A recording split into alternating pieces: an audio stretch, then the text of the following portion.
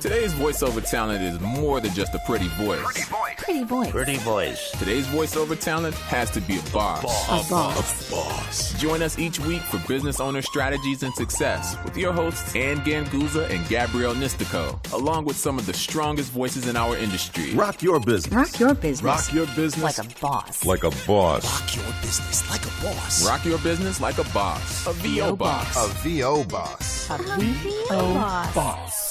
Hey everybody, welcome to the VO Boss Podcast. I'm your host, Ann Ganguzza, along with my amazing bestie, Gabby Nistico. Hey Gabby. Hey Ann. So hey, we got some fan mail. I love fan mail. I know. It's so much fun. I love when people actually reach out to us. So I just want to read this real quick. Jim Cooper, I don't know where he's from. He didn't say that part. But he said, I so very appreciate your podcast about why me. Tooling down the road listening to the episode, I had a mind-blowing epiphany.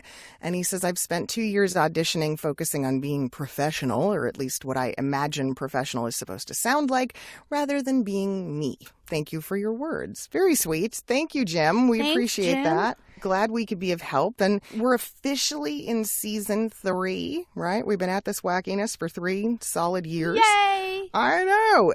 We want to hear more from you guys, though. Yes. We want to hear the things that you dig, the things that you want to hear more of in our podcasts, episode ideas that you might have. Yeah, questions, feedback, all of it.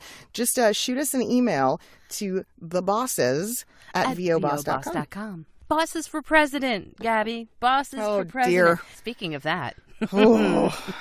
Politics. We have a political season coming upon us. We do. And then, of course, on the heels of that, we have 2020, which is going to be a big political year. Huge. We should talk about political voiceover and how it can affect your business. I don't fancy myself a political voice actor per se, but I, like everyone else, I do get hired for it, and I have recorded many of them over the years. I'm sure you have too. And I did just finalize a new political demo too to get in preparation, because I know that the demand out there for voices for anything political is going to be high. So I wanted to ready myself for the upcoming election. Smart. Yeah. Very smart. And I think, a lot of voice actors shy away from political work because, 2 things. I think, one, they think, it means I'm choosing or I'm picking a side or I'm, whatever, like party alignment, and that they don't want to be political, which I get, depending on what your voice career entails and the sorts of jobs that you take. Politicals may not be the wisest thing. But for the rest of us, I think that they're a pretty nice little supplement to our income at a time of year when most people are actually seeing sort of a decrease in work. And here's the big question I think most people have in their minds. Do you have to pick a side? Do you have to? There's an interesting debate on this. So some people say no, some people say yes. I say yes.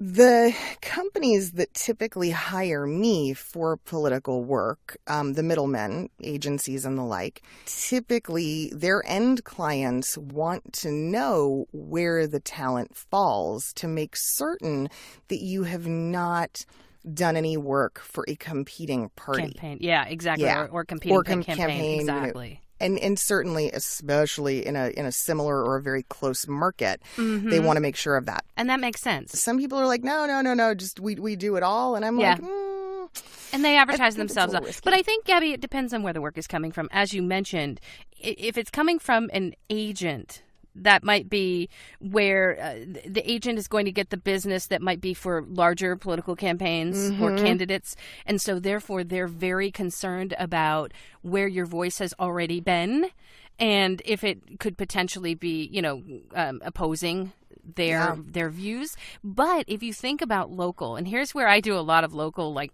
year round, for local campaigns. Yeah. It's not as big of I'm going to say issue for the people that are hiring, because a lot of times those people find me just on my website. And I've had a bit of that too. Sometimes the ones who reach out to you direct don't even ask. Oh, right. I know. You're just like, here, can you do this? How much will it cost? Yeah. And there's sort of a funny, I don't want to make it sound like, don't ask, don't tell, but, there is an irony to that. If a client is not asking about exclusivity or usage or conflict, and you're good with it, I say. Yeah, you're good with content, then, go. Take the work. There's a lot of that local kind of work that comes to me that way where people don't ask. And I'm like, as long as I'm okay with the content. And you know what the content is when they deliver that script. And that's pretty much how they come to me. They'll give me the script and they'll say, what would you charge?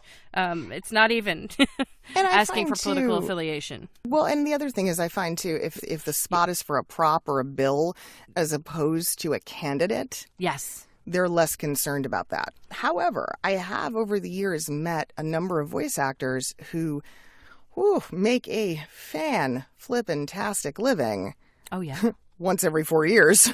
Absolutely. Being a major service provider to a particular party. And from what I have been told, because campaign managers speak to one another and work so closely together within a party, that's typically how someone rises to a level of notoriety as either a Democratic or a Republican or a liberal voice actor. That begs the question, Gabby, how do you market yourself as a political voiceover? Because I'm thinking that perhaps not social media necessarily by getting yourself involved in discussions. I don't think that is any way, shape, or form a way to advertise the fact that you're available for political voiceover.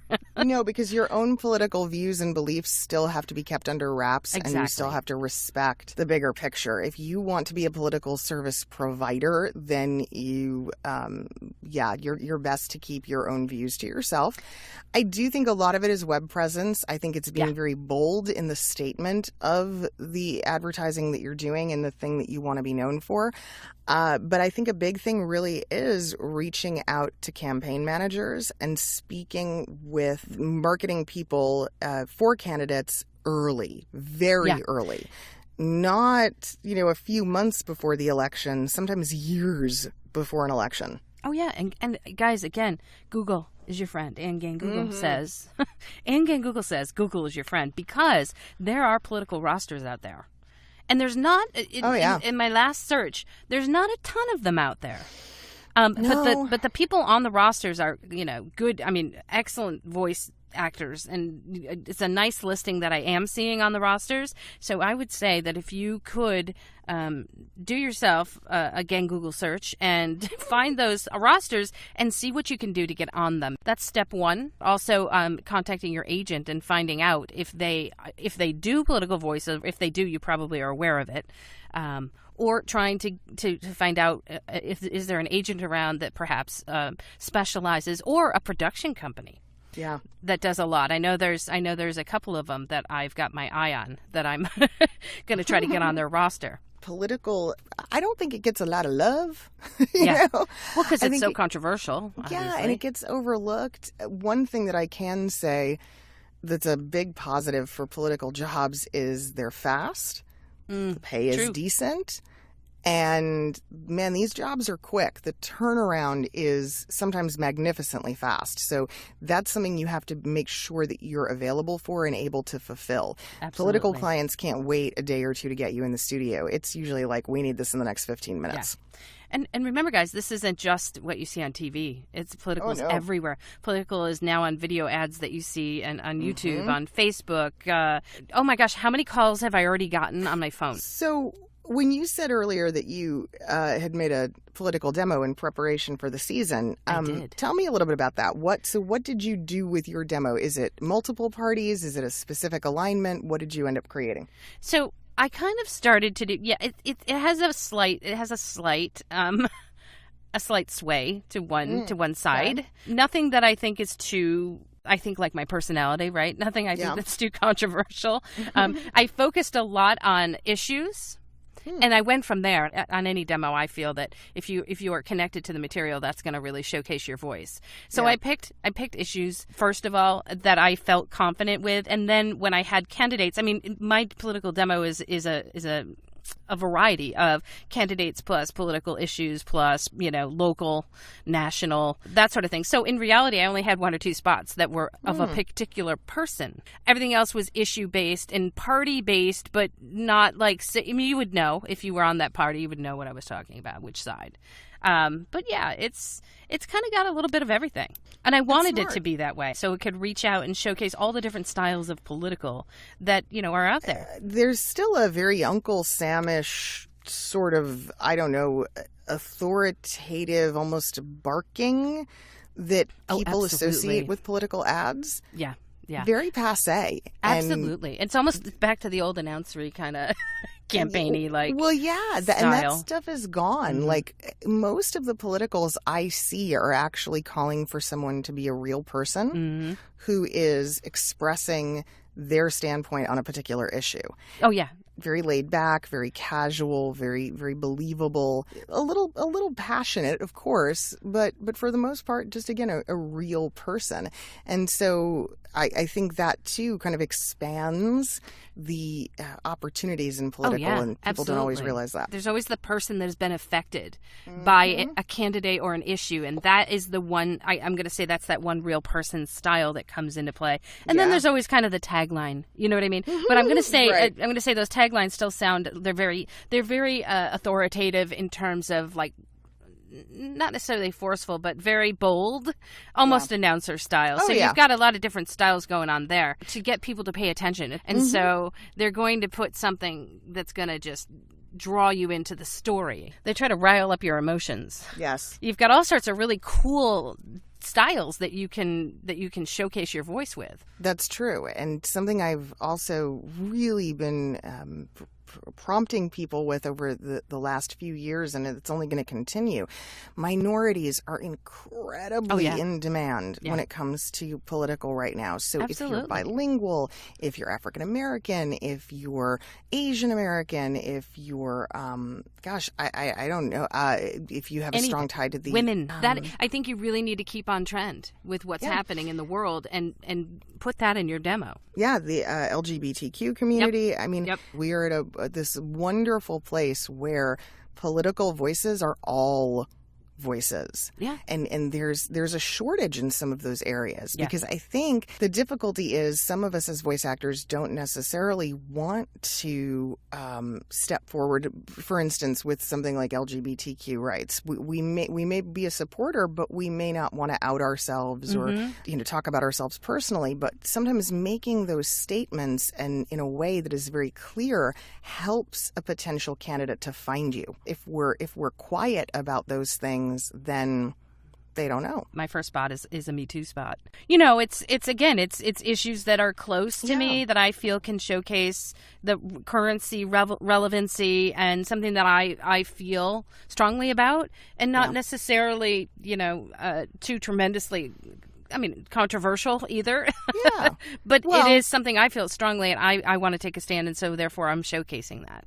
Well, and on the flip side of that, guys, just a little note, if you do find yourself in a position of being approached for a political campaign or ad and you disagree with the message, that's fine. You are absolutely 100% okay to pass on the job or turn it down. However, please, please, please, please avoid the lecture. Oh, gosh. Yeah. That's good advice. When I was in casting, we saw it more with political than anywhere else. Wow. Yeah. I can believe that. Normally, people just pass on a job. They're like, no, that's not for me. Thanks. Yeah. Political, it's, no, that's not for me, but let me tell you why. There's probably nothing that'll turn away a casting director quicker. Then, God, yes. And that does not just going to hold for your political beliefs, guys. That's going to hold for any job that casting director might have for you. Yes. It has a bigger picture effect. It has a longer term effect. Because to be perfectly honest, at that point, guys, it becomes difficulty. It becomes difficult to work with you. Whereas just a simple pass is great. But when it becomes you getting into your political beliefs and getting on that soapbox, people remember, and you don't want them to remember you for that. So, Gabby, do you have a political demo or demos? I don't. No, I get sought out when I typically get approached by politicals simply because they want that very real, genuine sound. In my case, a lot it comes down to geography. I'm either being asked to make it slightly more southern or slightly more northern, one or the other, depending on where it's for. And so you're getting those opportunities then because you're not advertising anywhere. You don't have a demo through agencies. So one of my agents who's heavily involved in political created a political demo for me. Aha, nice. I don't think I of work that you've done. Yeah, they just took it upon themselves to make something. I think some of them were actual spots and some of them were auditions, and I don't even think I've even heard the demo. I don't know where it is. Hey, there's a great agent for you. If you ever were thinking, what do agents do? Well, here's a good one. Right here in the flesh, somebody that actually created a demo for. That's how much they believe in Gabby and Gabby's work, right? That they created a demo for her and put it up on their site, their roster. Yeah. I think that's fantastic. They were like, we're going to put this together and get it out there because we think that you could be booking more of this. And I was like, oh, sure. Okay. I love that. That's like such a great example of how an agent and a talent can work together. For sure. But there's a flip side to that. And the flip side is I have to be very careful to make sure I'm available for this client for political work because they put in the work. They put in that effort. Yeah, and then if absolutely. I can't fulfill, man, I look like a jackass. So so I prioritize them a little higher when it comes to political work. Outside of that, I do get people who just find me on my website. Are they a particular party or a particular the roster? No, they just serve everything. Okay, they serve everything. Have you ever turned down an opportunity with them? That's the question. Not with them. I don't think so. Any others? Yeah, I've been fortunate in that because my brand and branding is so specific and it is a little bit edgier and it does lean to the left, that more often than not, when I'm approached for political work, it is something that I'm already aligned with, and it is something that speaks to me. So I'm more than willing to get behind it. I don't see a lot of requests for the other end, too pro-life or just too rigid in a viewpoint. Yeah, I would pass on it. Yeah, that's a hot topic. Yeah, that is a hot topic just, right now. And that's one of those things where I'm like, I can't take it just because I don't want to be a hypocrite in that. That's not. I've actually said no to a campaign twice. I just read the content and the copy, and I was like, you know what? I'm not into this. This is not me. It really goes against every grain of fiber that I have. And that's it right there. Is that if at the end of the day the message or the cause is not what you believe, then you, right, wrong, or indifferent, you effectively become part of the problem. Yeah. Here's my smut campaign. Would you voice this and how much? And I looked at it and I said, no. Some voice actors are so against political work that it's like an across the board thing. It's like a statement that they make when they sign to a roster. They just say, I don't do politicals. Yeah, and that's fine. Like, end of story. Well, we see it a lot in the union group, and it is okay, but what people don't realize is that for as many people who turn it down and who won't engage in it, it actually makes the competition smaller. Absolutely. So it's kind of a good thing. Well, it's your business, right? If you choose to not do politicals it's something that I think most talent either they're with it or they're not. Or they're not, yeah. Right. It's something you may not know a whole lot about because not everybody talks about political voiceover. I mean, everybody talks about commercial and animation and video games, but not many people talk about political. Bob Bergen, for instance, it's just adamant. It's a closed door for him. He's like, look, with the work that I do in animation and cartoons, he can't. He's like, I can't. So that brings up a great point, Gabby, because if you are strong in a genre or in a particular brand, right, and you are the voice of, that may be something that would be in a contract for you. Like, if you were to go one way or the other in political, that may or may not be a possibility for you. It definitely can, I think, put you under a microscope where it will make other clients look at you differently. This was just recently in the news. There was the teacher who was tweeting. She claims that she believed that her tweets to the president were private. I don't know how anybody could possibly think that. Oh, yes. But she was tweeting things that were extremely political in nature and in regards to immigration, and she got fired. Yeah. And the school board that employs her, she was fired for it. Now, I mean, there's a lot of controversy about that and about the fact that she was fired for her opinion or her viewpoint, belief, however you want to look at it. But at the same time, she's an educator and she right, and it reflects on the school. And I mean, she was clearly showing a bias. The more high profile, or if you have a particular client that maybe is very high profile, it may not be a bad idea to approach them first. Yes, and say, Agreed. Good idea. Yeah. How would you guys feel if I appeared in some political campaign? Would that be a problem for you? Is that something you would prefer I not engage in? You know, because if that client's treating you well enough, I mean, come on, don't bite the hand that feeds. Exactly.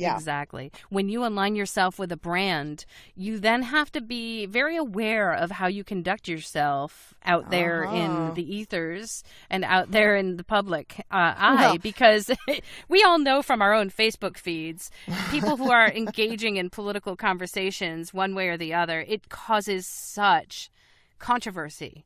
Oh, my goodness. There's a lot of hate out there. We're now in a place where, how does the expression go? Ignorance is not an excuse. You can't engage in something and then go, oh, but I didn't know. Yeah. So you have to be a step ahead. You have to be a little bit smarter and not be afraid to engage the conversation ahead of time to avoid a big disaster later.